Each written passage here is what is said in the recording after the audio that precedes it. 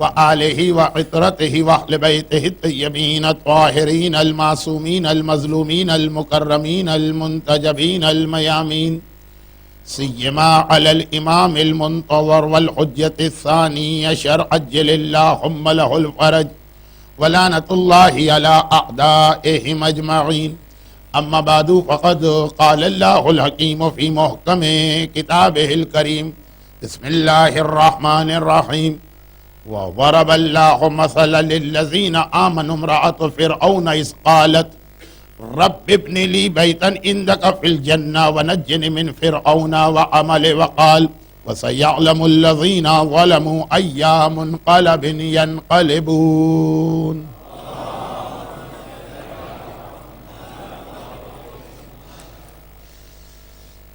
پہلے تو میری سنسیئر اپولوجی ان مومنین اور مومنات سے کہ مسلسل ان کے سوالات یا کوئسچنز ریٹن میں بھی میرے پاس آتے رہے اور انہوں نے فیس ٹو فیس بھی مجھ سے بہت سے مسئلے سوال کیے، مسئلے نہیں سوال کیے. دوسری جگہ پر جب میں مجلس پڑھتا ہوں، ایون یہاں پر بھی اگر ٹاپک ایسا نہ ہو جیسا اس خمسے کا ٹاپک تھا، تو اس کے اندر کہیں نہ کہیں یہ کوئسچن آنسر کا ایڈجسٹمنٹ ہو جاتا ہے. کبھی ایسا بھی ہوتا ہے کہ ڈیفرنٹ کوئسچنز کی وجہ سے کوئی ایک مجلس ہماری ٹاپک سے ہٹ کے بھی ہوتی ہے. 10 دن کا ٹاپک ہے، 9 دن میں ہم وائن اپ کر دیتے ہیں، یعنی روزانہ 10 منٹ ٹاپک کے بدلے کوئسچن آنسر کو. لیکن یہ ٹاپک جو اس دفعہ ان مجالس کے لیے میں نے چوز کیا یا مجھ سے ریکویسٹ کی گئی، یہ اتنا واسٹ ٹاپک ہے. میں پہلے دن سے جو کہہ رہا ہوں وہ تو ہے ہی. مومنین کرام کے بھی ری ایکشن سے پتا چل رہا کہ خود وہ یہ فیل کر رہے ہیں کہ 5 دن میں یا 6 دن میں اس ٹاپک کا حق ادا نہیں ہو سکتا ہے. کچھ لوگوں نے کہا بھی کہ مولانا آپ نے اس کو بہت شارٹ کر دیا. میں نے کہا میری مجبوری آپ دیکھ رہے ہیں. کچھ نے کہا کہ یہ مجلس اسپیشلی جو یسٹر ڈے کی مجلس تھی بہت ہی فاسٹ تھی، ایسا لگ رہا تھا کہ ہم فاسٹ فارورڈ میں کوئی چیز دیکھ رہے ہیں. میں نے کہا وہ بھی میری مجبوری، اگرچہ میں اتنا فاسٹ نہیں تھا، آپ نے کبھی میری فاسٹ مجلس سنی نہیں ہے، لیکن پھر بھی جو تھوڑا بہت میں ریئلائز کر رہا تھا وہ اس لیے. اور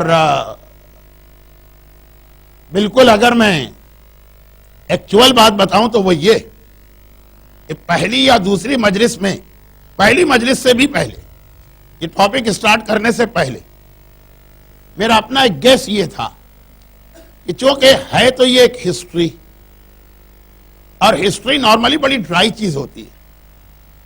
میرا اندازہ تھا کہ 1-2 مجلسوں کے بعد ہی تھوڑا سا پریشر کمیٹی کی جانب سے آئے گا اور زیادہ تر پریشر پبلک کی طرف سے ہوگا تو مولانا بہت ہی بورنگ اور ڈرائی سبجیکٹ ہے، اس کو چینج کر دیجیے. تو 5 تو بہت دور کی بات ہے، 2 مجلس بھی شاید میں نہ پڑھ پاؤں. میں اس کے لیے مینٹلی پریپیئرڈ ہو کے آیا تھا. لیکن جیسا 5 دن میں نے ایسے آکورڈ ٹائم پر ایسے کراؤڈ کو دیکھا جو بہت ہی زیادہ انٹرسٹ کے ساتھ اٹینٹیولی یہ بات سن رہا تھا، تو اس سے تو بہرحال یہ شوق پیدا ہوا کہ انشاءاللہ کبھی زیادہ ڈیٹیل سے بات کا موقع ملا تو میں انشاءاللہ اور زیادہ ڈیٹیل میں جاؤں گا. ایک چیز اور میرے لیے بڑی سرپرائزنگ سی رہی کہ کمیٹی کی جانب سے میرے اوپر ٹائم کے اعتبار سے ذرا سا بھی پریشر نہیں آیا، نائدر ڈائریکٹ نور انڈائریکٹ. اور یہی ابھی ہمارے محترم دوست مرتضی بندے علی صاحب یہاں بیٹھے ہوئے ہیں. ابھی 10 دن پہلے جب ہم انگلینڈ میں اسٹینمور کا اشرا پڑھ رہے تھے تو وہاں بھی میرے لیے یہ چیز بڑی سرپرائزنگ تھی کہ 2-2 اور 3-3 منٹ جہاں پہ ٹائم کی اہمیت ہو. دیکھیں میں ان لوگوں میں سے نہیں ہوں جو یہ کہتا ہوں کہ ٹائم لیمٹ غلط چیز ہے، لیکن دو چار پانچ منٹ تو زیادہ ہو جاتا ہے لیکن وہاں سے زیادہ یہاں پر. تو میں ان دو چیزوں کی وجہ سے انتظامیہ کا یا کمیٹی کا اپنی جانب سے بھی پرسنلی تھینکس. نمبر ایک، مجھے یہ ثواب کا موقع دیا گیا کہ میں آ کر ممبر سے آپ حضرات کی خدمت کروں، اور دوسرا یہ کہ ٹاپک اور ٹائم پیریڈ اور ڈیوریشن کے اعتبار سے مجھ سے کوئی کسی قسم کی کمپلین نہیں کی گئی. مجھے یاد نہیں ہے کہ 5 دن میں نے کوئی مجلس بھی گھنٹے سے کم پڑھی، بلکہ کئی جگہ پر میں نے بڑا فاؤل پلے کیا اور 70 منٹ اور 75 منٹ کی بھی مجلس میں پڑھ رہا تھا. اور شاید اگر اس کے بعد والی مجلس نہ ہوتی تو کبھی میں 90 منٹ بھی کھینچ جاتا، اور انتظامیہ کا جو بیہیویئر رہا تو اس سے اندازہ ہوا کہ کوئی کمپلین نہ کرتے. بہرحال میں انتظامیہ کا بھی شکر گزار ہوں، کمیٹی کا بھی شکر گزار ہوں، اپنے محترم بھائی جنہوں نے ابھی اسپیچ کی محمد بھائی، ان کا بھی شکر گزار ہوں. اور انشاءاللہ اگر یہ عشرہ سجادیہ شروع ہوا ہے یا خمسہ سجادیہ، تو اب میری یہ خواہش ہوگی کہ اس کو آپ اپنے کیلنڈر میں شامل کر لیں. کم سے کم اتنا حق تو چوتھے امام کا ہو کہ ایک خالی شہادت کی رات کی مجلس نہ ہو، 3 مجلسیں 4 مجلسیں اس حوالے سے ہونی چاہیے. اور انشاءاللہ جب کبھی میں یہاں ہوا تو میں بھی اپنی طرف سے حاضر ہوں ہر قسم کی خدمت دینے کے لیے. اچھا، ابھی تو میں بہت لمبی اسپیچ کر سکتا ہوں خالی اس کے اوپر، لیکن وہ ٹاپک مجھ کو ٹینشن میں ڈال رہا، اس لیے میں اس کو یہاں پہ وائنڈ اپ کرتے ہوئے، اگرچہ میرے ریٹرن بیک ٹو ہوم میں 2 مہینے سے زیادہ باقی، ابھی تو جسٹ سٹارٹ ہوا ہے میرا یہ سفر، لیکن جو دعا کی گئی میں اس دعا پر بھی شکر گزار ہوں. انشاءاللہ ایام ازاں میں آپ نے مجھ طالب علم کو سنا، بڑے بڑے علماء اس علاقے میں آئیں گے اور یہاں پہ آپ ان سے استفادہ کریں گے، مگر ان کی تقریروں کے بیچ میں دعاؤں میں مجھ طالب علم کو بھول نہ جائیے گا. ایک مرتبہ درود بھیجے محمد والے محمد. خالی ظالم سے نجات پانا یہ کافی نہیں ہے. نجنی من فرعون و عملہ، ظالم کے جو ایکشن ہوتے ہیں، جو اس کا کیریکٹر ہوتا، جو مین کاز ہوتا ہے اس کے ظلم کے پیچھے. آدمی ظلم کرتا ہے، کوئی نہ کوئی اس کا ریزن، اس سے بھی اپنے آپ کو بچانا ہے اور پروٹیکٹ کرنا. تبرے کا یہ ایک مفہوم بھی ہے اور مختار نامے کا یہ ایک میسج بھی ہے. اور آج 6th اسپیچ میں سورہ شعراء کی وہ آیت بالکل سمجھیے کہ وہ آج کے لیے، جو آج کا ہمارا ٹاپک آنے والا. اے ظالموں، اب تم دیکھو کہ جب مختار کو جمادی الاولیٰ 66 ہجری میں شہر کوفہ کی حکومت ملی تو کیسے وہ اپنا جہاد کرتا. اب دیکھنا، ایک سے ایک پراؤڈی، گھمنڈی، مغرور، متکبر دشمن اہل بیت، جو کربلا میں اپنے آپ کو وقت کا خدا سمجھ رہا تھا، کیسے اس کے لیے زمین تنگ ہوتی. ظلم کرنے والے وَسَيَعْلَمُ الَّذِينَ ظَلَمُوا، ظلم کرنے والے اب دیکھیں گے کہ کتنے جلدی چینج آ رہا. 61 ہجرہ کربلا کا واقعہ ہوا، 62 ہجرہ اہل بیت واپس مدینے پہنچے، اور 66 ہجرہ within 4 years. اس زمانے کی سلو لائف میں 4 سال تو کچھ ہوتے ہی نہیں ہیں، کیسے صرف 4 سال کے اندر اندر یہ چینج آیا.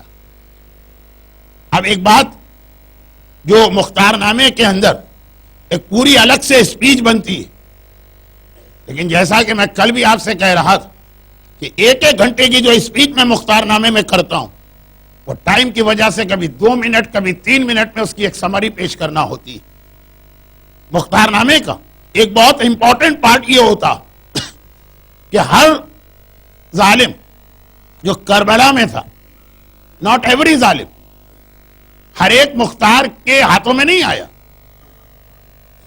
کچھ لوگ ایسے بھی تھے کہ جو مختار کی حکومت سے پہلے یا مر گئے تھے یا بعد میں، لیکن قرآن کا یہ پیغام وَسَيَعْلَمُ الَّذِينَ ظَلَمُوا، غیبی آواز، ہاتف غیبی، غیبی ہاتھ کربلا سے ریلیٹڈ جو اس آیت کو لکھ رہا ہے یا تلاوت کر رہی ہے آواز، وہ مختار کے لیے نہیں ہے، وہ کربلا کے ظالموں کے لیے.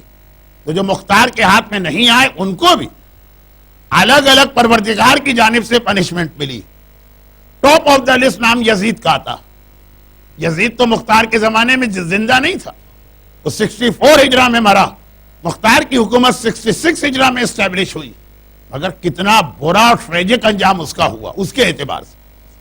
اسی طریقے سے عمر ابن حجاج, یہ بھی کربلا کے بڑے بڑے ظالموں میں آتا.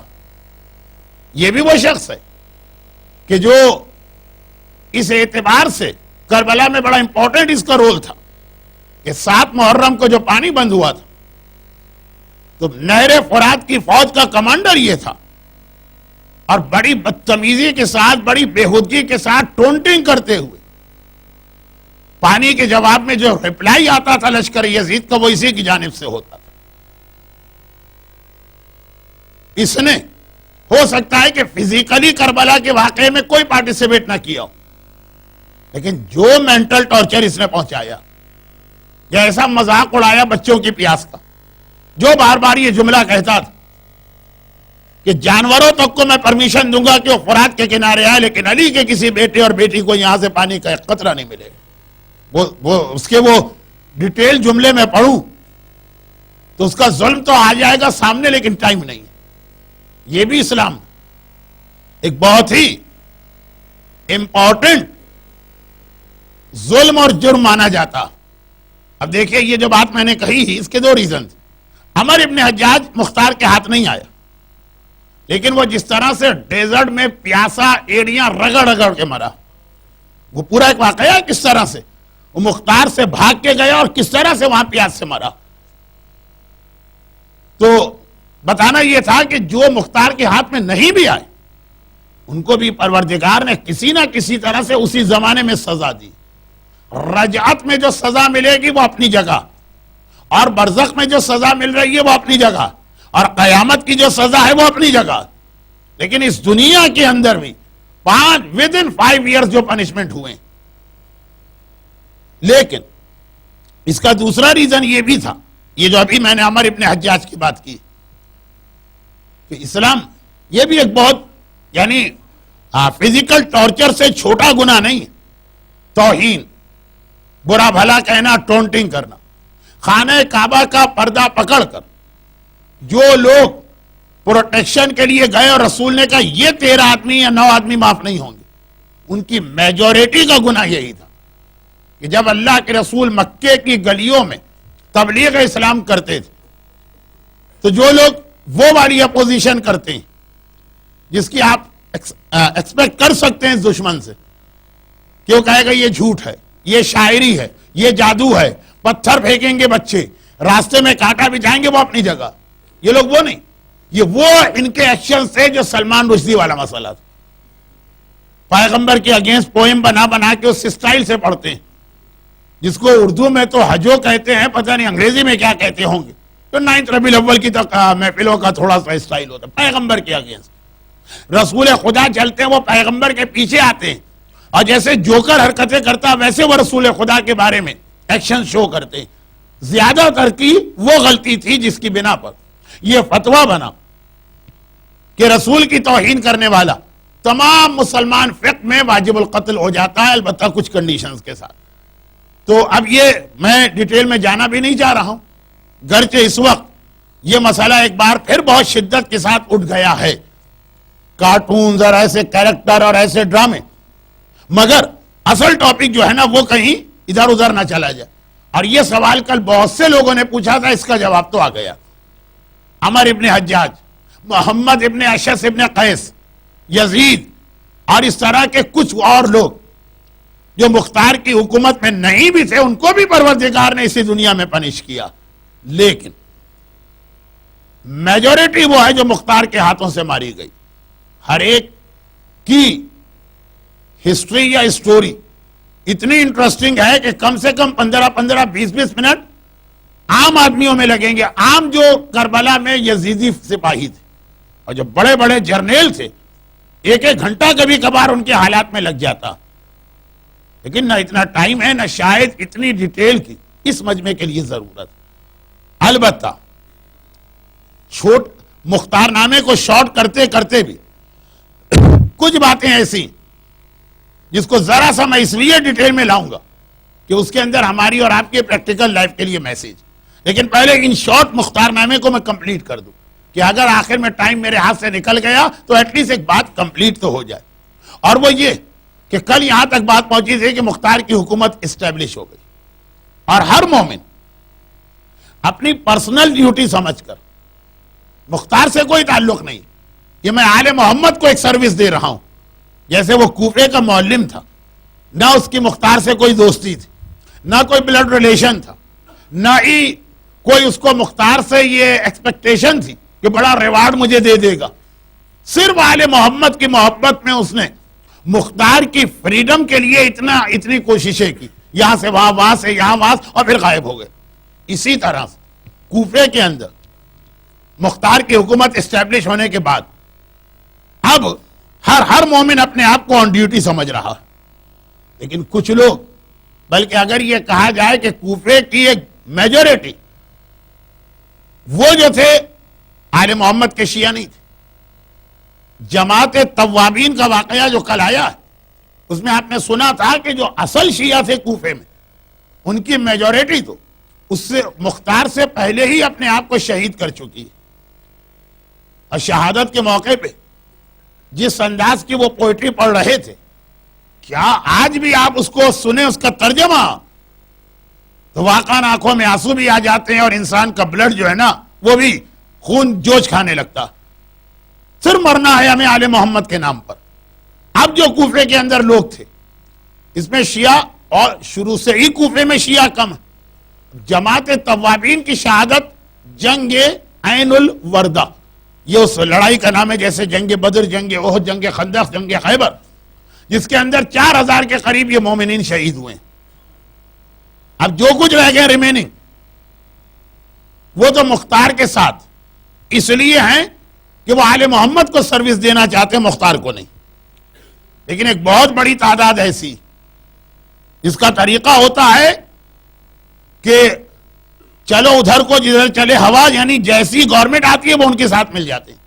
اب دیکھا کہ مختار کے پاس سے بڑے بڑے ریوارڈ مل رہے ہیں.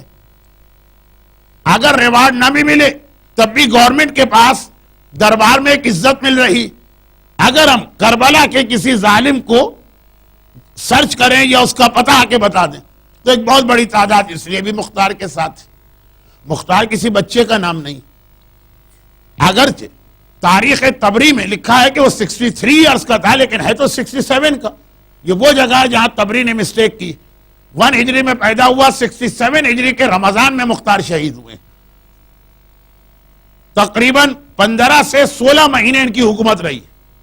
ایج 67 ہے, 66 کے 5ویں مہینے میں انہیں حکومت ملی ہے, 67 کے 9 مہینے رمضان میں شہید ہوئے. تو تقریباً 16 منتھ ان کی حکومت. تو 67 ہجری کا مقصد یہی ان کی ایج ہوئی. تو اتنا بوڑھا آدمی, ویسے ہی اتنا ایکسپیرینس اس کے پاس ہوتا. وہ دیکھ رہے ہیں کہ میجورٹی اس وقت جو آ کے میرا ساتھ دے رہی یہ آل محمد کے وفادار نہیں. لیکن مختار کا مسئلہ یہ کہ مجھے کون سی اپنی حکومت اسٹیبلش کرنا, مجھے تو ان ظالموں سے بدلہ لینا. ظالموں سے بدلہ لینے کے لیے اگر کوئی اپنے ویسٹڈ انٹرسٹ میں بھی آ رہا ہے تو مختار اسے قبول کر رہے ہیں. یہ میں نے اس لیے کہا کہ جیسے ہی حالات چینج ہوئے اور اینٹی مختار فورسز کوفے میں داخل ہوئے, یہ والا گروپ جو تھا جو میجورٹی میں تھا یہ مختار کے اگینسٹ ہو گیا. مختار شہید ہو گئے, اور مختار شہید ہوئے تو مشن کیا کہتے ہیں اکمپلش, جب مکمل ہو گیا اس کے بعد شہید ہوئے.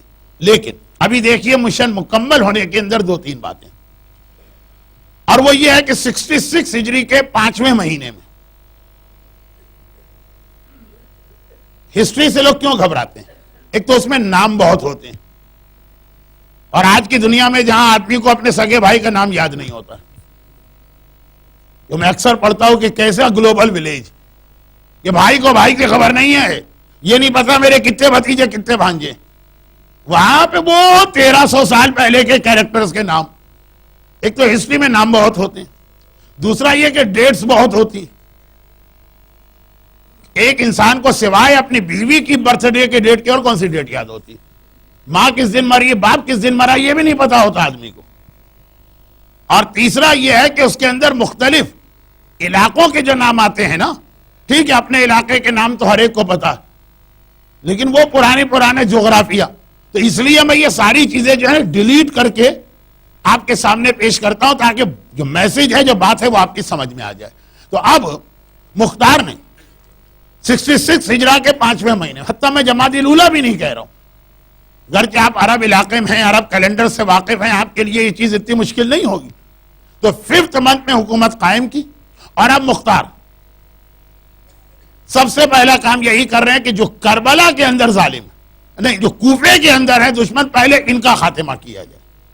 اس دوران یہ بھی ایک میسج ہے مختار نامے میں, بعض شیعان اہل بیت, ناٹ ایوری ون, لیکن بعض شیعان اہل بیت, ان کے کوئی بزنس ٹرم سے کربلا کے بعد ظالموں سے, یا کوئی بلڈ ریلیشن تھا, یا اور کوئی ان سے کسی قسم کا ان کا کوئی انٹرسٹ انوالو تھا, وہ مختار پہ آ کے پریشر ڈال رہے تھے. ٹھیک ہے, وہ آدمی عام لوگوں کے پاس اتنے فیمس نہیں, لیکن اس زمانے کے کوفے میں وہ کچھ 4-5 ایسے بہت بڑے بڑے شیعہ نام تھے جنہوں نے مختار سے کہا, مختار جو بھی ہو ان لوگوں کو قتل نہیں کرنا, یہ ہمارے پروٹیکشن میں ہے, اگر تم نے ان کو کچھ کہا تو ہم تمہارے اگینسٹ. بہت مشکل ہو جاتا ہے ایک لیڈر کے لیے ایسے موقع پہ بات کو ٹیکل کرنا. مختار کی زندگی کا مشن ہے کربلا کے ظالموں سے بدلہ لینا. خالی اس وجہ سے وہ عبداللہ ابن زبیر کے پاس جا کے اس کو چھوڑ کے آ گئے, اور یہاں پہ اپنی حکومت میں لوگ کہہ رہے ہیں. جب غیر کہتے, دوسرے لوگ کہتے تو ٹھیک تھا. بعض بڑے بڑے لیڈر ٹائپ کے اپنے آپ کو شیعہ کہلوانے والے, جس کی 2 ایگزامپل میں دے دوں. حکیم ابن طفیل, یہ کتنا بڑا دشمن ہے, گرچہ اس کا نام اتنا فیمس نہیں ہے جتنا شمر کا. یہ حضرت عباس علمدار کا قاتل ہے, حکیم ابن طفیل. اس کو ایک شیعہ نے, چھوٹا موٹا نہیں, قوم کا لیڈر, اپنے ٹرائب کا سردار, اس نے اس کو تھے اس کے ان کے کانٹیکٹس. اب کبھی کبھار یہی سمجھانے کے لیے کہ کیا کانٹیکٹ ہے, آدھا گھنٹہ لگ جاتا.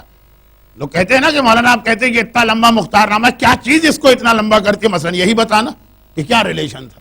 لیکن ابھی تو وقت نہیں ہے نا, گھڑی کی سوئیاں بڑی تیزی سے آگے بڑھ رہی. تو حکیم ابن طفیل کو ایک شیعہ نے اپنے پروٹیکشن میں لیا, اور عام نہیں کہ عام شیعہ ہے تو مختار اس کے اوپر ذرا سا پریشر ڈال سکتے ہیں. اب وہ اپنی قوم کا سردار, اپنے قبیلے کا چیف, بوڑھا آدمی ہے, شیعوں میں اس کا اپنا ایک اسٹیٹس. مختار آلریڈی جتنے بھی کوفے کے اندر کربلا والے ہیں, بھائی بہت بڑی فوج 30,000 کے قریب گئی تھی. کوفے کی پاپولیشن کا ایک بہت بڑا نمبر تو یہ تو آئی مختار کے اگینسٹ. پہلے دن سے انہوں نے کہا تھا کہ جماعت توابین سے ہمیں خطرہ نہیں ہے, وہ شام جا رہے ہیں, وہ ابن زیاد کے پیچھے جا رہے ہیں, مختار تو ہمارے پیچھے پڑا. ایک تو یہ ہیں آلریڈی اگینسٹ, اور پھر جو غیر شیعہ کوفے میں ان کی میجورٹی صرف اس لیے مختار کا ساتھ دے رہی ہے کہ آج مختار رولر اور حکمران ہے. اب بچے شیعہ, اگر ان کے اندر بھی پرابلم شروع ہو گئے تو اس لیے مختار نے کچھ بڑے بڑے ظالموں کو ذرا سا ان کا ریونج ڈیلے کیا. معاف کسی کو نہیں کیا, لیکن اس وجہ سے ڈیلے کیا کہ اب حکیم ابن طفیل جیسا عباس علمدار کا قاتل ملعون, مگر ایک شیعہ آگئے کہ جی ہمارے اس کے کانٹیکٹس ہیں, تم 30,000 آدمیوں کو مار رہے ہو, اگر ایک کو نہ مارا تو کیا حرج, ایک کو نہ مارا, عباس علمدار کے قاتل کو. عمر سعد مختار کا اپنا بہنوئی ہے, اور مختار اسے پروٹیکشن نہیں دے رہے ہیں, لیکن بہرحال ایک بہت بڑا نامی گرامی شیعہ قبیلے کا سردار, ایک عزت اور ایک احترام اس کا عام مومنین, عام شیعوں میں احترام. دل تو چاہتا تھا کہ اس کا نام بتا کے ذرا اس کا ریلیشن بھی بتا دوں کہ کیوں احترام ہے, لیکن پھر یہ کہ بات بہت لمبی ہو جائے گی. انشاءاللہ موقع ملا تو کبھی اور اس عنوان پہ ذرا ڈیٹیل گفتگو ہوگی, اور میں تو طالب علم اس صحیح علماء سے آپ مختار نامہ سنیں تو آپ کو مزہ بھی آئے گا. تو اب عمر سعد مختار کا اپنا بہنوئی, لیکن اس کو پتا ہے کہ مختار جو ہے وہ اہل بیت کے معاملے میں نہ بہن, نہ بہنوئی, نہ بھائی, نہ بیٹا, نہ کسی کا خیال نہیں کرتا. لیکن اس کو مل گیا ایک سہارا, بڑا نام, اتنی اس کی عزت کہ مختار مجبور ہو گئے. اس نے کہا پہلے والے کیس عباس علمدار کے قاتل میں تو وہ جو بڑا شیعہ تھا وہ خالی یہ کہہ کے چلا گیا یہ میرے پروٹیکشن میں. مختار مجبور تھے اس وقت. مگر یہ عمر سعد اس کو تو ہر مومن جانتا ہے جنہوں نے حکیم ابن طفیل کا نام بھی نہیں سنا, اس کے لیے کوئی سفارش لے کر آئے. اور وہ آنے والے نے کہا کہ نہیں مختار تم اگر زبانی بھی کہہ دو گے تو میں نہیں مانوں گا, مجھے ریٹن میں لکھ کر دو کہ تم ہمارے ساتھ کو کچھ نہیں کہو گے. یہاں پر ایک بہت ہی دلچسپ حدیث آتی ہے. دفتر تبلیغات اسلامی قم اسلامی جمہوریہ ایران, انقلاب ایران کے بعد مختار کے حالات پہ ایک نئے اینگل سے ریسرچ ہوئی, تو وہاں سے جو کتاب چھپی اس میں بڑی انٹرسٹنگ ایک حدیث لکھی ہے جو شریعت کے ایک بہت بڑے فقہی مسئلے کو بھی سمجھاتی. میں نے کہا نا بعض جگہ میں مجبور ہو جاتا ہوں ٹائم کی وجہ سے, یعنی اگر یہ پبلک بھی کہے بھی دے کہ نہیں مولانا آج آپ 2 گھنٹے بھی پڑھیے, تو جو اصل میں مجلسیں پڑھنے حسینیہ زہرا میں آیا ان کی مجلس کا ٹائم کلیش ہوگا. ایک حدیث آتی, یہ مختار نامے کے وہ سائیڈ والے میسیجز جو آج میں نہیں دے رہا ہوں اس حوالے سے, لیکن اس میں یہ کہ مختار پر پریشر ڈالا گیا, یہ تو ہر کتاب میں, کہ ریٹرن میں لکھ کے دو, بھروسہ ہی نہیں ہمیں.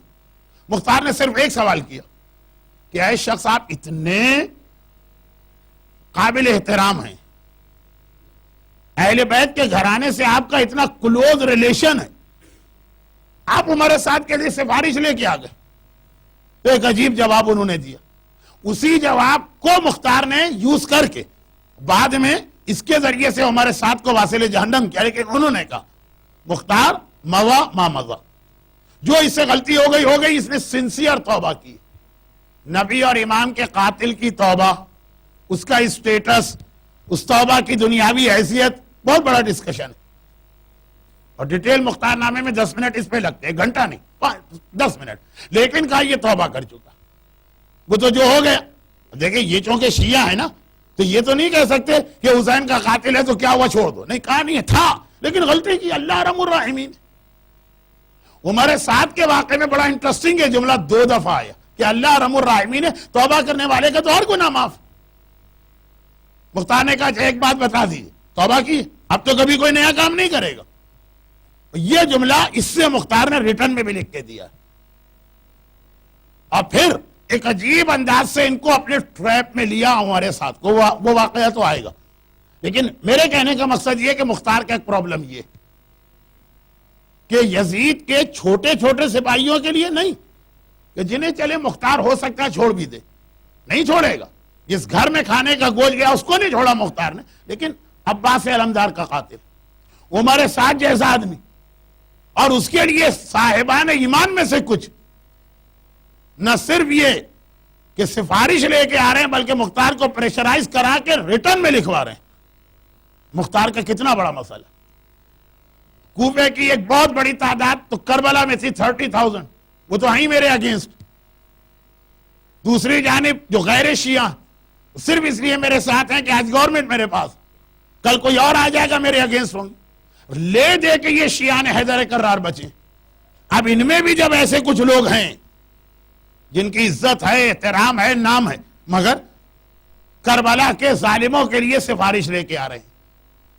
اب اگر ان کو بھی میں ناراض کر دوں تو اللہ اور اہل بیت کے لیے کسی کی ناراضگی کی پرواہ نہیں, لیکن جو میرا اپنا مشن ہے وہ کیسے پورا ہوگا.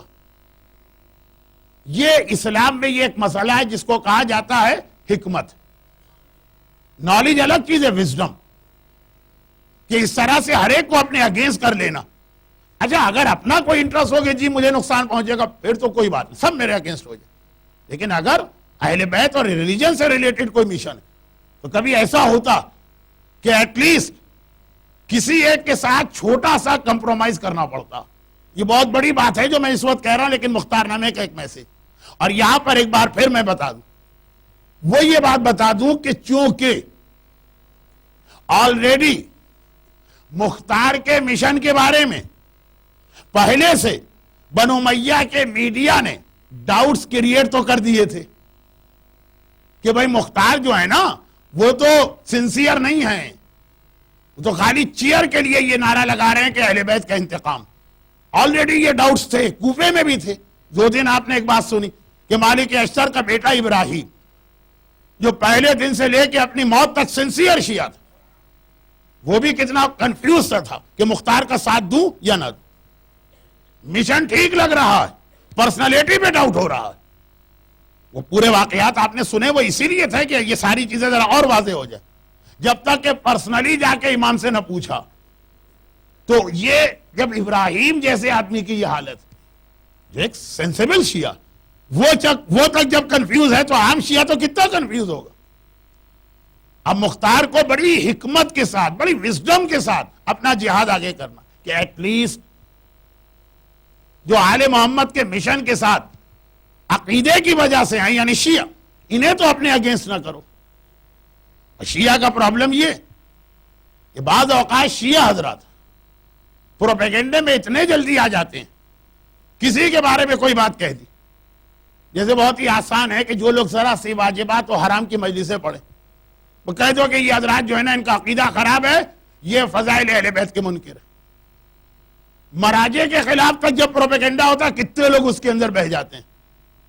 آج جب یہ جملہ کہا جاتا ہے جی ہم تو امام زمانہ کی تقلید میں ہیں، تو یہ جملہ امام زمانہ سے محبت نہیں ہے، یہ مرجعیت کی دشمنی کی وجہ سے کہ ہم نہیں مانتے کسی مرجع کو، ہمیں نہیں چاہیے کوئی مرجع. تو اب اس سے پہلے کہ ہم اگلا سوال کریں کہ جب مرجع نہیں چاہیے تو پھر تم کو سارا دین ریلیجن کہاں سے ملے گا، تو اس کا جواب دیتے ہیں کہ امام زمانہ سے.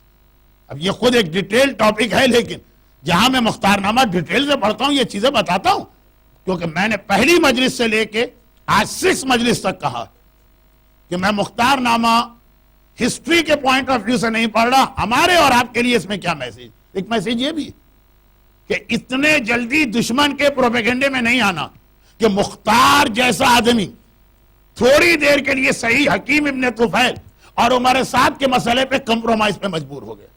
لیکن بہرحال دل میں اسی وقت اس کا ارادہ کہ چلو ٹھیک ہے تھوڑا ڈیلے ہوگا لیکن ان سے بدلہ ضرور لینا. اور مختار نے اپنی اسی حکمت کے ساتھ اپنے جہاد کو کنٹینیو کیا. لیکن وہی جماعت توابین والا مسئلہ کہ وہ غلطی نہیں کرنا جو ایٹ لیسٹ کوفے کے اندر دشمن ہے اہل بیت کے قاتل امام، پہلے ان کو سزا دینا. آج یہ چونکہ 20ویں کی مجلس کا بھی چانس تھا اور تھوڑا سا مسئلہ نیاز کا بھی تھا، تو کچھ ایسے لوگ ہوں گے جو اس سے پہلے نہیں تھے، اس لیے صرف ایک جملہ ریپیٹ کر رہا ہوں. جماعت توابین کا ٹارگیٹ تھا شام، اور مختار نے اسی وقت کہا جو پہلے اپنے ہاتھ میں ہے دشمن، پہلے اس سے بدلہ لے لو، وہاں بعد میں جاؤ. اب یہی مختار کے ساتھ کیس ہوا، کہا پہلے کربلا والوں جو کوفے میں ہمارے ہاتھ میں، پہلے ان سے بدلہ لینا، ہر ایک کو قتل کرنا، چھوڑنا کسی کو نہیں. اور جب اس مشن میں وہ مکمل ہو گئے، یعنی کوفے کے بڑے بڑے ظالم مارے گئے عمر سعد، پھر آخر میں آ ہی گیا مختار کے ٹریپ میں. میں صرف عمر سعد کے لیے یہ لفظ کہہ رہا ہوں کہ مختار نے ان کو ٹریپ کر کے پکڑا، باقی کسی کے لیے نہیں کہہ رہا ہوں، کیونکہ واقعاً ایسا ہی واقعہ پیش آیا تھا جو میں نے کہا تھوڑا سا میں بتاؤں. شمر ہاتھ میں آ گیا، بھاگ نکلا تھا راستے سے صحیح، لیکن بہرحال پکڑ لیا گیا. ہرملہ پکڑ لیا گیا. خولی کا واقعہ تو آپ نے آدھا کل سنا، یہ پکڑ لیا گیا. حکیم ابن طفیل عباس علمدار کا قاتل، بڑے شیعہ نے ان کو اپنے پروٹیکشن میں لیا، لیکن بہرحال پکڑ لیا گیا. یہ تو بڑے بڑے نام، اور پھر چھوٹے بہت سارے، لیکن جو بڑے بڑے نام ہیں جب یہ سب مختار کے ہاتھ میں آ بھی گئے، مختار نے ان کو سزا بھی دے دی. اور جو میں نے کل ایک جملہ کہا تھا، خالی وہ ایک جملہ ریپیٹ کرتے ہوئے، کہ جس کے بارے میں پتا چلا کہ اہل بیت نے ان کی پنشمنٹ کو ایک خاص انداز سے بتایا، یعنی دعا کی شکل میں. ہرملہ کے بارے میں پتا چلا کہ مولا نے کہا قطع اللہ یدیک ورجلیک قبل النار، اللہ آگ سے پہلے تیرے ہاتھ پیر کٹوائے. مختار نے اسی سیکوینس کے ساتھ سزا دی. جب پتا چلا کہ کسی کے لیے ثانی زہرا نے کہا قطع اللہ لسان، اللہ تیری زبان پہلے کاٹے، تو اس کی زبان پہلے کاٹی گئی. جو مختار کو جہاں جہاں اطلاع ملتی گئی پنش بھی کیا، اور جو اہل بیت کی تمنا تھی، خواہش تھی، جو انہوں نے دعا کی شکل میں اللہ سے کہی تھی، اسی اعتبار سے. تو اب بہت سارے ابھی کوفے میں اسٹل باقی ہیں، لیکن اب مختار جو بڑے بڑے جو تھے جب یہ مار دیے گئے تو اب مختار نے کہا کہ ہمیں کوفے سے باہر اپنا جہاد لے جانا ہے. کیوں کہ جو سب سے اہم دعا مختار کی نالج میں تھی وہ چوتھے امام کی وہ دعا تھی جو آپ نے مختار نامے کی شروع کی مجلس میں سنی تھی. ابن زیاد کا کٹا ہوا سر چوتھے امام کو اپنے سامنے دیکھنا, اور ایکچوئل دعا جو تھی وہ یہ تھی کہ ناشتے کے وقت دیکھنا. پورا واقعہ میں پہلے بتا چکا ہوں, جو لوگ اس مجلس میں نہیں تھے وہ بھی یہ واقعہ 9 ربیع الاول کی خوشحالی میں یا محفل میں سنتے ہیں. اب مختار, ابھی بہت سارے باقی ہیں لیکن بڑے بڑے سارے مارے گئے. اب وہ لوگ ہیں جنہوں نے لاشا امام مظلوم کو پامال کیا تھا. وہ عام سپاہی جو گھوڑے تیار کر کے لاشے کی جانب گئے تھے, یہ اتنے طاقتور نہیں کہ اگر مختار ان پہ ہاتھ ڈالے تو کوئی بغاوت ہو جائے گی. ہاں, ہرملہ ایسا تھا, عمر سعد ایسا تھا, شمر ایسا تھا. اس وقت تک مختار نے شیعان حیدر کرار کی پوری فوج کوفے میں رکھی. اس کے بعد یہ بڑے بڑے مارے گئے. اب عام سپاہی, اب وہ لوگ ہیں کہ جن کی اتنی بڑی پرسنالٹی نہیں کہ ان کی وجہ سے کسی قسم کا ریولیشن یا ریبیلین کوفے میں ہو. تو مختار نے ابراہیم کو بلایا اور کہا ابراہیم اب جو ہمارا مین ٹارگٹ وہ 3 آدمی, اگرچہ ان 3 میں بھی سب سے ٹاپ آف دا لسٹ تو ابن زیاد ہے, لیکن ابن زیاد کے ساتھ 2 اور ایسے آدمی تھے جن کا کربلا میں بہرحال ایک بڑا ایکٹیو پارٹیسپیشن تھا. ایک ہے حسین ابن نمیر, جناب علی اکبر کا قاتل. وہ مختار کے آنے سے پہلے کوفہ سے نکل بھاگا تھا. بلکہ اب مجھے یاد نہیں پڑ رہا کہ اسی 4 دن کے اندر اس ابن نمیر کا واقعہ میں نے کہاں پڑھا, لیکن موسٹ پروبیبلی حسینیہ زہرہ میں پڑھا کہ چونکہ کربلا کے بعد یزید نے اس کو ایک اور ڈیوٹی دی تھی کہ خانہ کعبہ پہ حملہ کرنا, تو یہ کوفے سے باہر ہی رہا تھا, تو یہ بھی کوفے میں نہیں. اور تیسرا محمد ابن اشعث ابن قیس, بہت اس کی رسی دراز ہو گئی, اب ٹائم آیا ہے کہ اس سے بدلہ لیا جائے. اس کا کربلا میں بھی بڑا ایکٹیو پارٹ رہا, اور اس جناب مسلم ابن عقیل کی شہادت کے اندر بھی اس کا بہت ہی اہم رول. جیسے ہم امام مظلوم کی شہادت کے حوالے سے پوری فوج تھی لیکن خلی کا نام, جناب عباس پہ پوری فوج نے حملہ کیا لیکن حکیم ابن طفیل کا نام. جیسے علی اصغر کا قاتل ہرملہ کہلائے گا, جیسے علی اکبر کا قاتل. اسی طرح مسلم, جس فوج نے مسلم کو گرفتار کیا اس کا لیڈر محمد ابن اشعث ابن قیس تھا. لیکن میں نے اس کے لیے ایک جملہ کہا جو دوسروں کے لیے نہیں کہا, بہت اللہ نے اس کی رسی دراز کر دی. اس کے ظلم بہت پہلے سے چل رہے. اس کا باپ بھی میرے مولا کا بدترین دشمن, اور اس کا وہی اسٹائل کے مولا کوئی خطبہ دے ممبر سے بیچ میں کھڑا ہو کے مولا کا مذاق اڑانے لگتا. اور اس کے بعد اس کی بہن جودہ ابن اشعث ابن قیس, within 10 days آپ جب حسن مجتبیٰ کی شہادت کا واقعہ سنیں گے تو جودہ کا نام آتا ہے, وہ اسی اشعث کی بیٹی اور اسی محمد کی بہن. اور خود یہ سب سے پہلے کوفے کی جتنی فوج تھی یہ اس کا انچارج تھا. تو مسلم ابن عقیل میں اس کا نام آیا, پھر کربلا میں اس کا نام آیا, پھر مختار کے خلاف کوفے میں ایک چھوٹا سا ریولوشن آیا تھا. مختار کے خلاف ایک ریولوشن آیا تھا, وہ میں نے چونکہ شارٹ کیا نا اس کو چھوڑ دیا تھا. اس میں بھی آگے تھا, بلکہ وہ ایک جملے میں کہی دوں, تھوڑا سا وہ سیکوینس سے ہٹ کر ہے تو آپ ذرا چکرا جائیں گے. اور وہ یہ ہے کہ جب مختار کو گورنمنٹ مل گئی تھی تو مختار کی شروع سے پالیسی تھی پہلے کوفے میں جو ہیں ان کو تو سزا دے دو.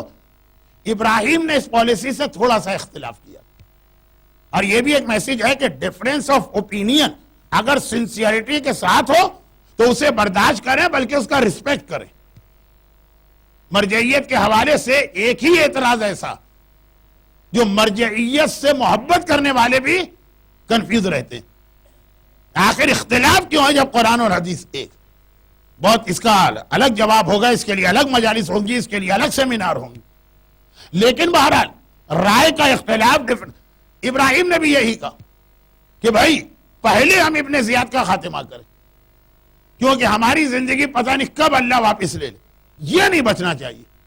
مختار نے کہا کہ نہیں, وہ تو شروع سے میری پالیسی کہ نہیں, پہلے یہاں والوں جو ہاتھ میں ہیں پہلے ان کو ختم کرو. ابراہیم نے اختلاف کیا. مختار ابراہیم کو لوز نہیں کرنا چاہتے تھے, کہا اچھا ٹھیک چلو ابراہیم ابھی کوفے سے نکلے ہی تھے. بھئی اصل تو طاقت مختار کی ابراہیم تھے, اور کوفے کے اندر جو 30,000 کربلا کے ظالم تھے, انہوں نے کہا موقع اچھا, مختار ہمارا نام لیتا ہے, یہ واحد آدمی ہے جو ہمارا نام لے رہا ہے. اس کے علاوہ جتنے لوگ ریونج کا نعرہ لگا رہے ہیں سب ابن زیاد کی بات کرتے ہیں.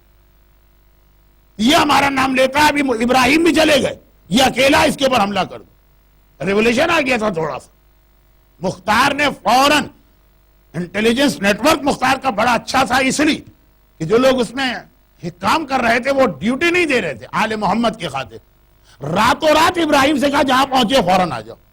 اور ابراہیم مالک اشتر کا بیٹا اتنی تیزی کے ساتھ آئے کہ ان ایکسپیکٹڈ ہو گیا تھا ان لوگوں کے لیے. تب ابراہیم کو بھی ریئلائز ہوا تھا کہ ہاں بھائی, جب تک کہ یہ کوفے والوں کی طاقت کو نہیں توڑا جائے گا باہر جانا مناسب نہیں.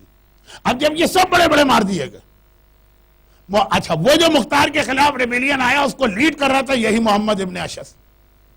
عمر سعد اور شمر تو پھر بھی گھبرا رہے تھے کہ ٹھیک ہے ابراہیم چلے گئے لیکن ہم اکیلے بھی ہیں تب بھی مختار طاقتور ہوں گے. یہ اتنا خبیث دشمن اہل بیت تھا کہ نہ آگے بڑھو. اسی نے مختار کے خلاف اٹیک کیا تھا. اور جب ابراہیم آئے تو عورتوں کے کپڑے پہن کے تیزی سے بھاگا بچ نکلا. بصرہ گیا, وہاں بھی مسلسل مختار کے خلاف حرکتیں کرتا رہا. تو یہ 3 نام تھے جو انہی, اب ایسا مجھے لگا مجمع کے فیس دیکھ کر کے میں فاسٹ فارورڈ سے بھی فاسٹ جا رہا ہوں. یہ 3 نام تھے, ابن زیاد, حسین ابن نمیر اور محمد ابن اشعث ابن قیس, جو کوفے میں نہیں تھے. اور صرف اتنا ہی نہیں, جیسے جیسے کوفے کی رپورٹ جا رہی تھی ان لوگوں کے پاس, بصرہ اور پھر بصرے سے آگے جا کے موصل کا علاقہ, وہاں پہ انہوں نے اپنا ہیڈ کوارٹر بنایا. جیسے جیسے رپورٹ جا رہی تھی ویسے ویسے وہ سمجھ رہے تھے کہ جیسے ہی مختار کوفے سے فارغ ہوں گے پہلا رخ ہماری طرف کریں گے. تو وہ اپنے آپ کو اسٹرونگ کرتے جا رہے تھے. اب جو بڑے بڑے ظالم مارے گئے, ابھی بہت سارے کوفے میں باقی ہیں, لیکن اب مختار کو بھی سیٹسفیکشن ہے کہ یہ اس پوزیشن میں نہیں ہے کہ میرے خلاف کوئی ریولوشن لا سکے. یہ فوج کے عام سپاہی تھے, یا لعن اللہ امتن سمیت بذالک فرضیت بے والی کیٹیگری میں تھے. یہ اس وقت بھی نہ لڑنے کے قابل تھے نہ آج. تو کہا ابراہیم سے کہ اب جو تمہارا پہلا اوپینین تھا اب جاؤ اس کے مطابق, تاکہ ایک تو ابن زیاد کا سر بھی آ جائے تو میرا گفٹ کمپلیٹ ہو جائے جو میں اپنے آقا کو بھجوانا چاہتا ہوں. شمر کا سر آ چکا ہے, خلی کا سر آ چکا ہے, عمر سعد کا سر آ چکا ہے, ہرملہ کا سر آ چکا ہے. یہ 4 سر آ چکے ہیں, لیکن یہ سیٹ انکمپلیٹ رہے گا جب تک کہ اس میں ابن زیاد کا سر نہ ہو. اور دوسرا یہ کہ کہیں ایسا نہ ہو کہ وہ اتنے طاقتور ہو جائیں کہ پھر کوفے پہ اٹیک کریں. ہم مرنے کے لیے تیار, لیکن ابھی بھی جو ریمیننگ 10-20,000 ہیں ان سے بدلہ لینا. تو اس لیے اب ابراہیم کو بھیجا, اور ابراہیم گئے. 66 ہجری کا 5واں مہینہ مختار کی حکومت قائم. 7 مہینے گزر گئے, نیا سال شروع ہوا 67. اس کا محرم, موصل کے قریب فرات کے کنارے, فرات دریا تو بہت دور سے بہ کے آتا, ترکی سے شام, شام سے پھر پورا عراق. تو اب یہ موصل کے قریب فرات کے کنارے ابن زیاد کی فوج اور ابراہیم کی فوج میں جنگ. میں بہت شارٹ کر رہا ہوں, آپ فیڈ اپ ہو گئے ہوں گے میرے اس جملے سے. یا ہر چیز میں کہہ رہا ہوں کہ میں شارٹ کر رہا ہوں, وہ صرف اس لیے کہنا پڑتا کہ بعض جگہ مجھے خود لگتا ہے کہ تقریر کا کنیکشن ذرا ٹوٹ رہا. میں بتا دیتا ہوں کہ ہے یہاں پر واقعہ ہے لیکن ٹائم نہیں. 10 محرم جو علامہ محسن امین عامری نے لکھا کہ کیسا یہ اتفاق ہے, کوئنسیڈنٹ ہے یا پروردگار کا بدلہ. دریائے فرات کے کنارے, ٹھیک ہے وہ کربلا تھا, یہ موصل کے قریب, لیکن وہی محرم کا مہینہ ہے, وہی 10 محرم جب دونوں فوجوں میں ٹکرا ہوا. اور ابراہیم کی فوج اس قابل, یعنی ابراہیم کی فوج نے آخر میں ابن زیاد کا خاتمہ کر ہی دیا. جب یہ ایکچوئل یہ تھا کہ یہ جنگ 2-3 دن پہلے شروع ہو گئی تھی. پہلے تھا 1-to-1 مقابلہ, اس میں محمد ابن اشعث ابن قیس اتنے سالوں بعد 60 ہجری میں مسلم ابن عقیل کے واقعے سے اس کا نام آنا شروع ہوا ہسٹری میں.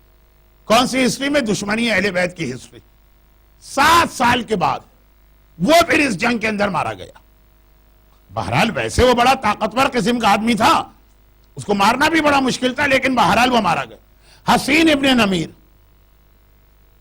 اس کو مارنے کے لیے تو مولا کا ایک بوڑھا صحابی اپنے اعتکاف کو توڑ کے آیا. مولا کے ایک صحابی کا نام ہے, پورے واقعات ہیں. مولا کے ایک صحابی کا نام ہے جو جنگ صفین میں مولا کے ساتھ, جنگ صفین ہے 37 ہجرہ, اور یہ جہاد ہے 67 ہجرہ, 30 سال کے بعد. 30 سال ایک سپاہی کے لیے تو بہت بڑی مدت ہے اس کو بوڑھا کر دینے کے لیے. اور خالی اتنا نہیں, جنگ صفین میں مولا کے ان صحابی کی ایک آنکھ زخمی ہو چکی تھی, خالی ایک آنکھ تھی.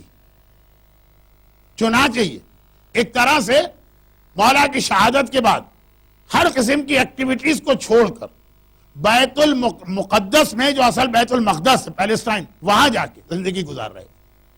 لیکن جب پتا چلا مختار کے جہاد کا, علی کا اتنا پرانا صحابی, یہ بہت ساری چیزیں اس لیے بتانا پڑتی کہ اندازہ ہو جائے کہ مختار کو سپورٹ اہل بیت کا تھا. یہ ان پہ جھوٹے قسم کے ایلیگیشن لگائے جاتے ہیں. وہ آئے تھے اور خواہش کی تھی کہ حسین ابن نمیر کا میں مقابلہ کروں گا. بہرحال 30 سال کے بعد, اور 30 سال وہ آؤٹ آف پریکٹس رہے, یعنی کوئی جنگ نہیں, ایک آنکھ ان کی آئی سائٹ جا چکی, پھر بھی ایسا جہاد کیا کہ تاریخ کے اندر آدھا گھنٹہ تو انہی کی جنگ میں بتا سکتا ہوں. حسین ابن نمیر بھی آخر واصل جہنم ہوا. اور یہ بات ہو رہی ہے محرم کے فرسٹ ویک کی, جب 1-1 جنگ ہو رہی تھی.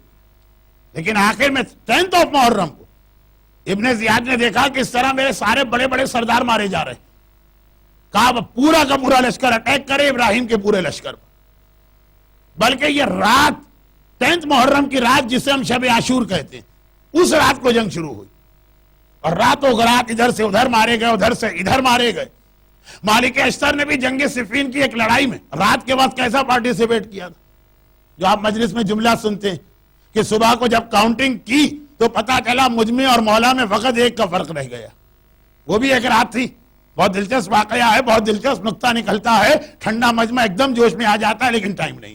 میری ہر بات جو ہے نا وہ یہاں پہ جا کے ختم ہو رہی ہے, لیکن ٹائم نہیں ہے. تو وہ مالک اشتر کی رات تھی, جنگ صفین کے اندر 10ویں رات, 10 دن اور رات مسلسل لڑائی ہوئی تھی. جب مولا نے کہا تھا تمہارے سامنے جو آیا مارا گیا, میرے سامنے جو آیا تو قیامت تک پہلے اس کی نسل کو چیک کیا گیا. تو خیر میں بے چین ہو ہی گیا کہ ذرا تو مجمع کچھ بولے, مجھے پتا چلے کہ میں کہاں پڑھ رہا ہوں مجلس. وہ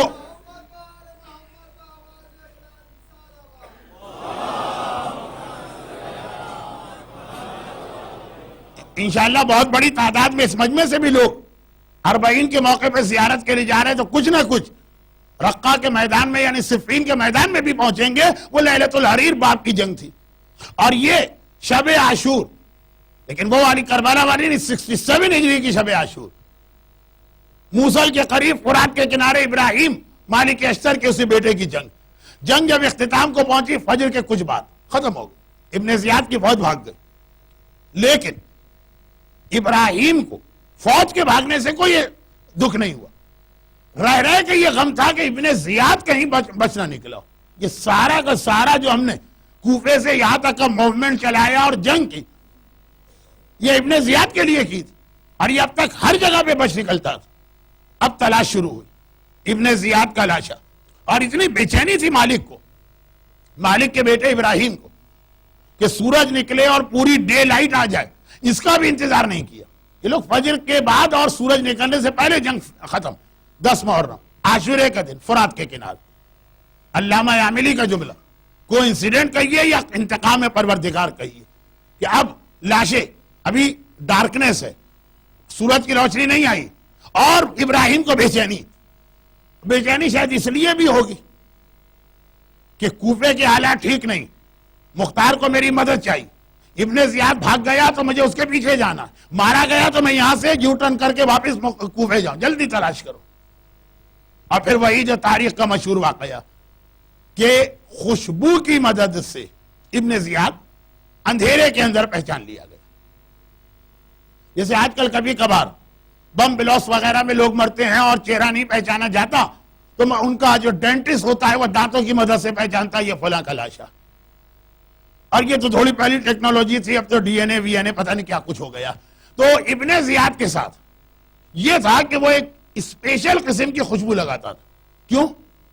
نارمل خوشبو نہیں تھی. وہ خوشبو کی اسلام میں بڑی حیثیت, بڑی اہمیت, البتہ اگر سلیقے سے استعمال کی جائے.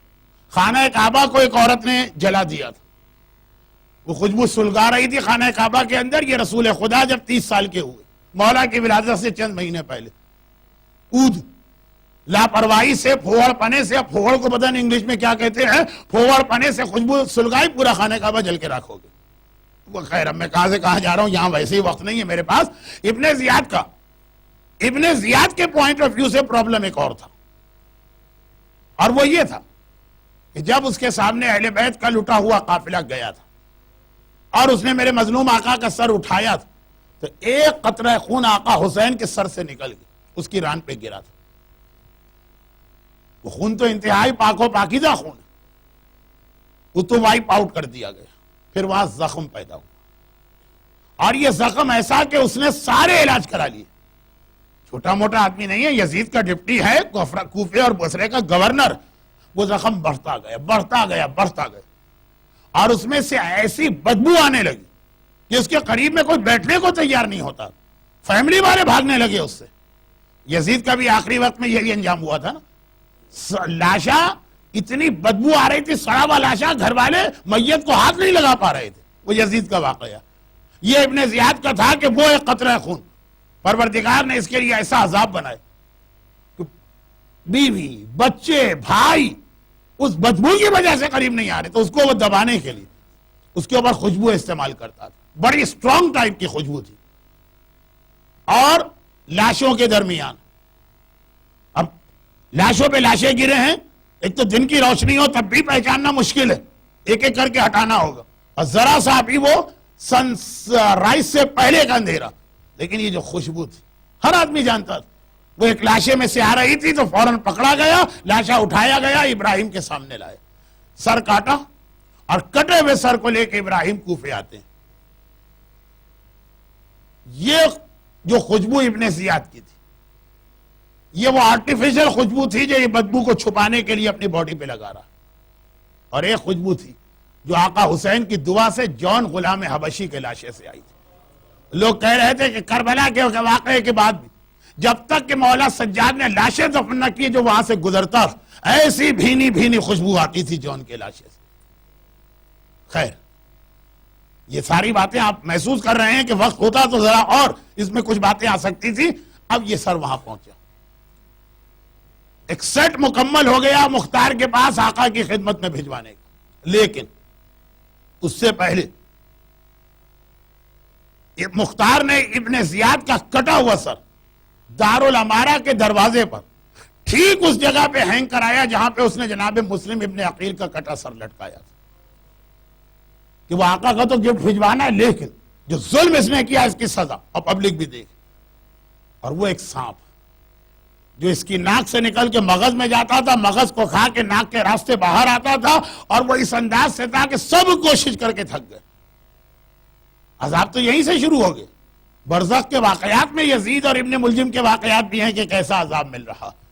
یہ بھی مختار نامے میں جب ڈیٹیل سے پڑھتا ہوں تو یہ بھی پڑھ دیتا ہوں یزید کی پوری ہسٹری, انکلوڈنگ مرنے کے بعد برزخ کا عذاب جو لوگوں نے دیکھا. ابن زیاد کا تو عذاب اتنے جلدی شروع ہو گیا کہ وہ سانپ جو قبر میں آتا ہے وہ ابھی سے آ گیا. خیر مختار نے یہ سب میرے مظلوم آقا کی خدمت میں بھجوائے, اور یہ واقعہ اس کے بعد کا آپ سن چکے کہ کس طرح کب پہنچے, کہاں پہنچے, کس تاریخ کو پہنچے, کس ٹائم پر پہنچے, میرے مظلوم آقا کا ریئیکشن کیا تھا. اور ہر سال آپ 9 ربیع الاول کی محفل میں سنتے ہیں. ادھر مختار نامے کو ذرا سے مکمل کرنا, اگرچہ آدھے گھنٹے کم سے کم شمر کا واقعہ چاہیے, آدھے گھنٹے کم از کم عمر سعد کا واقعہ چاہیے, جو میں نے 2 مرتبہ کہا بھی تھا کہ آج میں بیان کروں گا. اب ذرا مشکل بھی لگ رہا ہے, پھر بھی دیکھتا ہوں. کم از کم 25 منٹ خولی کا واقعہ, 20 منٹ حکیم ابن طفیل کا واقعہ. یہ 4-5 بڑے بڑے نام وہ سب میں نے چھوڑ دی, جبکہ اس سے پہلے مختار نامے میں زیادہ وہی پڑھا کرتا تھا. آج صرف خولی کا واقعہ تھوڑا سا اس لیے پڑھوں گا کہ اس میں بھی ایک بہت اہم میسج ہے اور تھوڑا سا ہمارے ساتھ کا واقع میسج والا حصہ. خیر، اب کوفے کے اندر ابراہیم واپس آ گئی، کٹا ہوا سر دے دیا. لیکن اب ذرا سی اس میں ڈیٹیل ہسٹری اس کو چھوڑ دیجیے. لیکن اب جیسے جیسے کوفے کے اندر باقی ظالموں سے انتقام لیا جا رہا، ویسے ویسے کوفہ دو طرف سے بلکہ تین طرف سے انڈر اٹیک آ رہا ہے یا خطرہ ہو رہا ہے.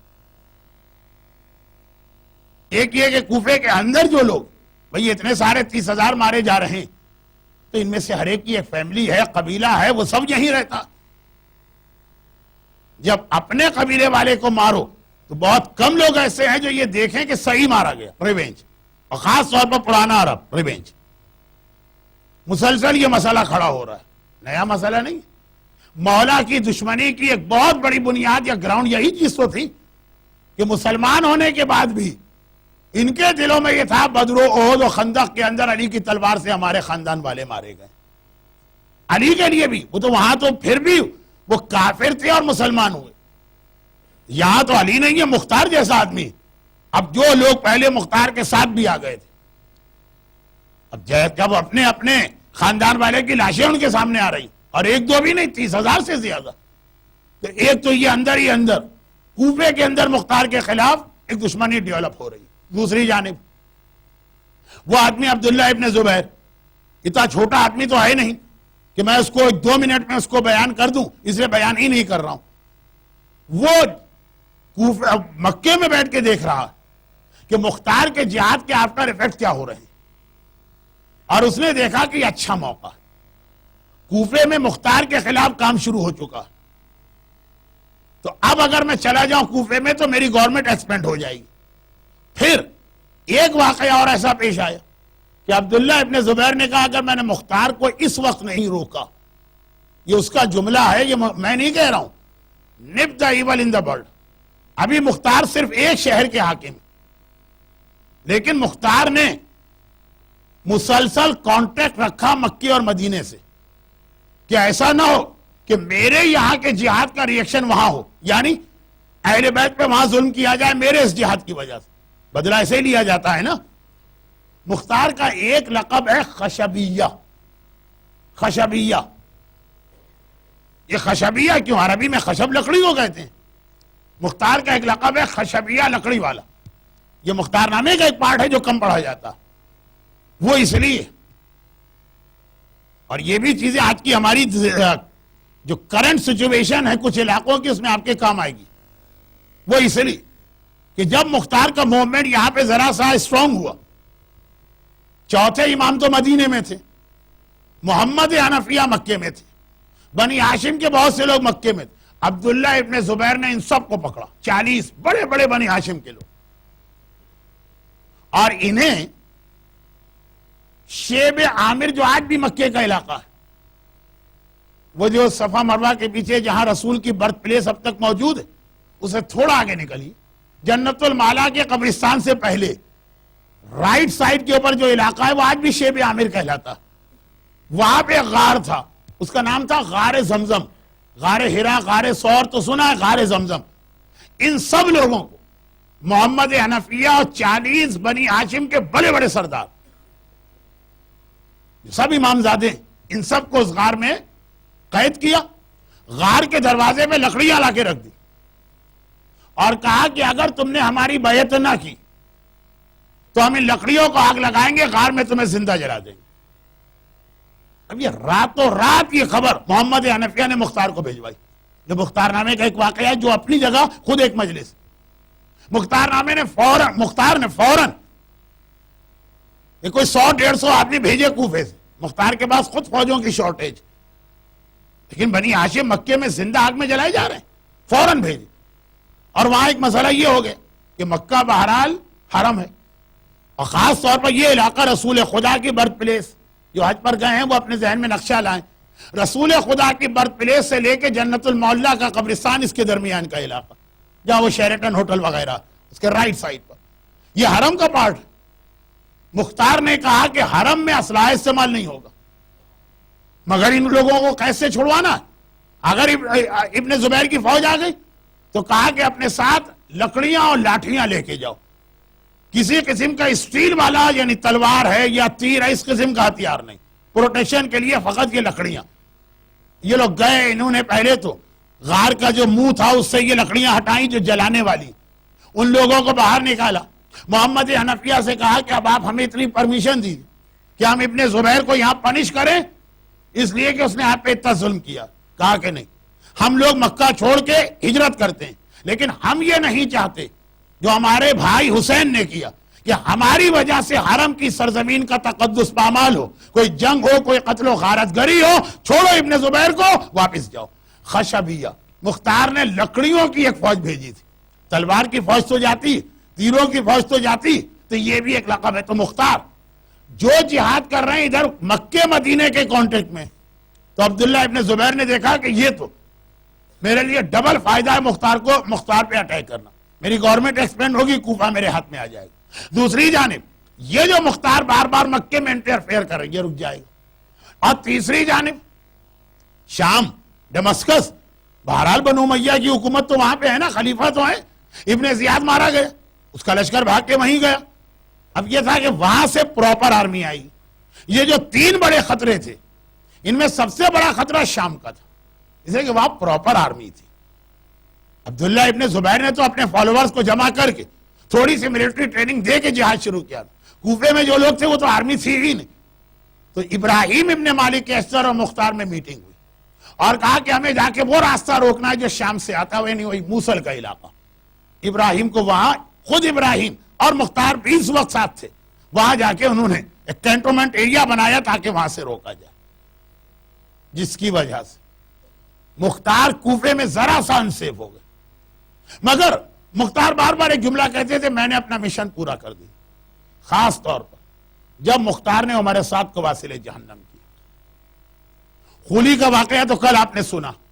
اجے ایک بہت انٹرسٹنگ بات کل رہ گئی تھی جو میرے لیے موسٹ انٹرسٹنگ ہے، مجمع کے لیے جو ہے سب سے بیکار بات ہوتی، اور وہ یہ کہ جب خولی کو پکڑ کے لایا گیا اور اس نے اپنے وہ مظالم بتائے جس پہ کل آپ خون کے آنسو رو دیے، سکینہ کے گوشوارے، سجاد کا بستر، زینب کی چادر، تو ایک جملہ مختار نے کہا کہ اتنے بڑے ظلم تو نے کیے، وائے؟ ہمارے بچے تو کہتے ہیں نا داڑھی کیوں رکھیں، وائے؟ ہماری عورت تو کہتی ہے حجاب کیوں کرے، وائے؟ یہ تو نان سینس سوالات ہیں۔ لیکن وہاں تو مختار نے پوچھا کہ اتنا بڑا ظلم، کہا کہ اے حاکم سبھی لوگ کر رہے تھے۔ خولی نجنی من فرعون و عملہ کی آیت جو آپ 3 دن سے سن رہے ہیں، خدا بندہ خالی فرعون سے نجات نہیں چاہیے، اس کے عمل سے بھی نجات چاہیے۔ خالی خولی ہی کو کنڈیم نہیں کرنا، اس کے عمل کو بھی کنڈیم کرنا۔ عمل کیا ہے؟ کل سب لوگ کر رہے ہیں۔ آج 90% شیعہ حیدر کرار اپنے گناہوں کا ایکسکیوز یہی لے کے آتے ہیں۔ میں کہتا ہوں کوئی فراڈ اور چیٹنگ کر کے اپنے بھائی کا حق کھا لے، اس کا ریزن سمجھ میں آتا ہے کہ بھائی اس کو پیسہ چاہیے۔ داڑھی شیو کرنے والا آج تک مجھے نہ بتا سکا داڑھی شیو کرنے میں کتنی رکعت کا ثواب ملتا۔ لوگ باقی جو گناہ، بہت سارے گناہ ہیں جس کا سمجھ میں آتا ہے کہ اس کی لاجک کیا ہوگی، اس کی لاجک آج تک سمجھ میں نہیں آئی۔ اور اگر ایسے علاقے میں رہتے ہو کہ جہاں پہ داڑھی رکھنا اتنا برا بھی نہ ہو، عرب دنیا میں داڑھی کوئی ایسی چیز نہیں ہے کہ لوگ آپ پہ انگلیاں اٹھائیں۔ جوان تو جوان قبر میں پاؤں لٹکائے بیٹھے ہیں بزرگ حضرات، کیوں سب لوگ کر رہے ہیں؟ یہ مکس گیدرنگ، یہ ڈانسنگ، یہ برتھ ڈے پارٹی، یہ شادی بیاہ، یہ جتنے گناہ ہوتے ہیں، گناہ مومن کرتا ہے، ریزن خولی کے لے کے آتا ہے۔ مومن تو اسے کہتے ہیں جس کی زبان پہ جملہ امیر المومنین کا آنا چاہیے، اور امیر المومنین کا جملہ یہ کہ حسین سے کہا سب نے یزید کی بیعت کر لی، کہا سب بیعت کر لیں، لیکن جہاں حق و باطل کا مسئلہ اکیلا حسین بھی ہے تو جہاد کرے گا۔ حسین بتا رہے حق کے مسئلے میں اکیلے چلنا پڑتا ہے۔ خولی کہہ رہا do at Rome as Romans to do. مومن آج کیا کہہ رہا ہے؟ حسین والی بات کہہ رہا ہے کہ سب کریں، لیکن جو حق والی بات ہے میں اکیلا ہوں گا لیکن اپنی بات کے اوپر جمع رہوں گا۔ یا خولی والی بات کر رہا، آدھی دعا مانگتا ہے کہ خداوندہ مجھے خولی سے نجات دے، آدھی دعا بھول جاتا، لیکن بہت لمبی مجلس ہو گئی۔ اور عمر سعد جب پکڑا گیا تھا تب بھی مختار نے کہا تھا یہ بتا تو میرا سگا بہن ہوئی ہے. جب گیا تھا میدان کربلا میں کیا کہہ کر گیا تھا؟ یہ کہہ کر گیا تھا. یہ عمر سعد کہہ رہا. وہ میدان کربلا سے جانے والی ایک رات پہلے the night before leaving for Karbala وہ رات کو ساری رات غور کرتا ہے کربلا جاؤں کہ نہ جاؤں. پھر ایک عجیب بات کہتا ہے مجھے یقین ہے کہ قاتل حسین دنیا کا سب سے بڑا گناہ کرے گا. کتنی اچھی بات کہہ رہا. لیکن مجھے یہ بھی یقین ہے کہ اللہ ارحم الراحمین بڑے سے بڑا گناہ کر کے بھی توبہ کرو تو معاف کر دے گا. تو میں اس لیے جا رہا ہوں کربلا کے بعد میں توبہ کر کے اپنا گناہ معاف کرا دوں گا. آج کتنے مومن ایسے جو یہی بات کہہ دیتے ہیں مولانا آپ کی مجلس سے اپنی جگہ اللہ ارحم الراحمین. اللہ آپ کو اپوائنٹ نہیں کرے گا حساب کتاب کے لیے, وہ اپنی رحمت کو لے کے آئے گا. شراب کیوں پی رہے ہو وہ ارحم الراحمین. اور یہ جوا کیوں کھیل رہے ہو وہ ارحم الراحمین. اور یہ بے حجاب گھر سے باہر کیوں نکل رہی ہے وہ ارحم الراحمین. اور یہ نمازیں قضا کیوں ہو رہی ہیں وہ ارحم الراحمین. ایک جملہ ہمارے ساتھ نے بڑھا دیا. اور قتل حسین کے لیے کیوں جا رہے ہو وہ ارحم الراحمین. جو معصوم امام ہیں ان کی حالت یہ کہ کوئی گناہ نہ کیا اور خدا کا تصور کر کے تڑپے جا رہے ہیں. چاہے وہ میرا چوتھا امام ہو الہی عاملنی بفضلک ولا تعاملنی بعدلک. چاہے وہ میرا مولا ہو جو دعائے کمیل میں کس طرح تڑپ تڑپ کے کہتا.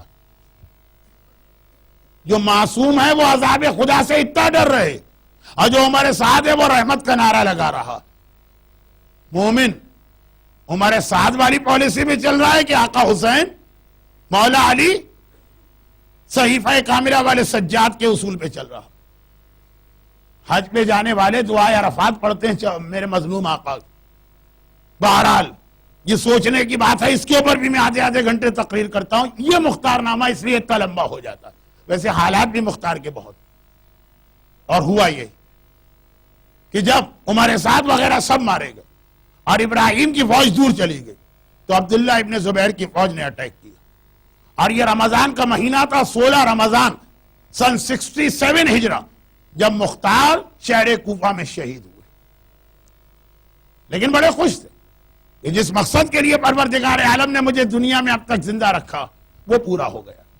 مرنا تو آئی, 67 سال کا آدمی تو ویسے بھی کہتا ہے کہ میں مرنے کے لیے تیار ہوں. جہاد پورا کر کے مر رہا ہوں. لیکن مختار کی شہادت میں ایک چیز یہ بھی بڑی مظلومیت والی آتی ہے کہ جب مختار کو بڑی بے دردی کے ساتھ شہید کیا گیا تو اس وقت مختار کی بیویاں, 2 بیویاں تھیں, وہ بھی موجود تھی جو یہ منظر دیکھ رہی. مختار کی بوڑھی ماں وہ بھی تھی جن کے سامنے یہ مختار کی شہادت ہوئی. لیکن مختار کی بیوی جب بعد میں اس سے کہا گیا اب بتاؤ تمہارا مختار کے بارے میں کیا خیال.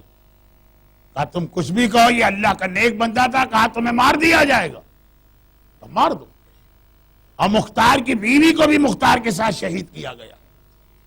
اور مختار کی بوڑھی ماں کو وہاں سے گزارا گیا. ایک مرتبہ یہ لاشیں پہ نگاہ پڑتی, مسکرا کے کہتی ہے بیٹا میں نے جس مقصد کے لیے تجھے دودھ پلا کے پالا تھا آج تو نے وہ مقصد پورا کر دیا. شاید یہ بھی کہا ہو کہ تو نے مجھے میری شہزادی فاطمہ زہرا کے سامنے سرخرو کر دیا. لیکن جو 2 دن پہلے میں نے جملہ کہا تھا اس کو ایک مرتبہ دوہرا کر مختصر مصائب, کیونکہ آج مجلس بہت لمبی ہو گئی, لیکن مختار کی گردن پہ ایک وار کیا گیا تھا اور مختار کا لاشا پڑا ہے. تب ان کی بیوی نے دیکھا, تب ان کی ماں نے دیکھا. رباب نے تو اپنے والی و وارث کے اس لاشے کو دیکھا جو سر سے پیر تک تیروں سے چھلنی ہے, اور اتنا چھلنی ہے کہ مدینے میں کسی نے پوچھا مولا سجاد آج 20واں ہو شاید میرے آقا کا. مدینے میں کسی نے پوچھا تھا مولا آپ کے بابا کے لاشے کی کیا حالت تھی؟ مولا نے ہاتھ سے انگوٹھی اتاری, اس کا عقیق دکھایا, کہا اتنی جگہ بھی میرے بابا کے جسم پر زخموں سے سلامت نہ تھی, سر سے پیر تک زخموں سے چور. آقا حسین کا لاشا تیر پیوست ہیں. بس ایک جملہ کہتا ہوں, 7 صفر کی تاریخ قریب آ رہی ہے. 7 صفر کو جب حسن مجتبیٰ کے لاشے پہ تیر لگے تھے اور یہ لاشا حسین گھر میں لائے تھے, زینب نے گھبرا کے کہا تھا بھیا میرے بھائی کے لاشے پہ یہ کیا ظلم ہوا؟ حسین نے کہا بہن تفصیل بعد میں پوچھنا, آؤ پہلے تیر نکالو. زینب نے روتے ہوئے تیر نکالے تھے. 11 محرم رباب نے اپنے والی و وارث کا لاشا دیکھا. اب زینب حسین کے لاشے کے قریب آئی. ایک مرتبہ کہا بھیا تیری بہن تیرا لاشا دیکھ رہی ہے اور بڑی شرمندہ بھی ہے. کل مدینے میں حسن کے لاشے سے میں نے تیر نکالے تھے, آج تیرے لاشے سے تیر نہیں نکال رہی ہوں. بھیا تیری بہن تیرے لاشے سے تیر نہیں نکال رہی ہے, لیکن بہن کی مجبوری دیکھنا. جب حسن کا لاشا تھا تو بہن کے کھلے ہاتھ تھے, آج زینب دونوں ہاتھ گردن سے بندھے ہیں, بھائی کے لاشے سے تیر نکالے تو کیسے نکالے؟ خدا بندہ مختار کے اس جانصاری کا واسطہ, حبیب ابن مظاہر کی اس وفاداری کا واسطہ, اصحاب کربلا کی ان قربانیوں کا واسطہ, ہمیں اسلام اور آل محمد حسین خصوصاً حسین مظلوم کا ایسا ہی جانصار وفادار قرار دے. اے خدا میرے مظلوم آقا اور میری مظلومہ شہزادی کے مصائب کا واسطہ, مجلس اعظم میں موجود مومنین اور مومنات سمیت کل مومنین اور مومنات کو غم حسین کے سوا ہر غم سے محفوظ فرما. پروردگارا اس اسلام جس کے لیے قربانی دی گئی ہمیں اس پر خود اور اپنی اولاد کو عمل کروانے کی توفیق عطا فرما. ہمارے تمام مرحومین کی مغفرت فرما, حاجت مندوں کی ساری حاجتیں پوری فرما. ان مظالم کے حقیقی انتقام کے لیے امام زمانہ کے ظہور میں تعجیل فرما. ماتم حسین.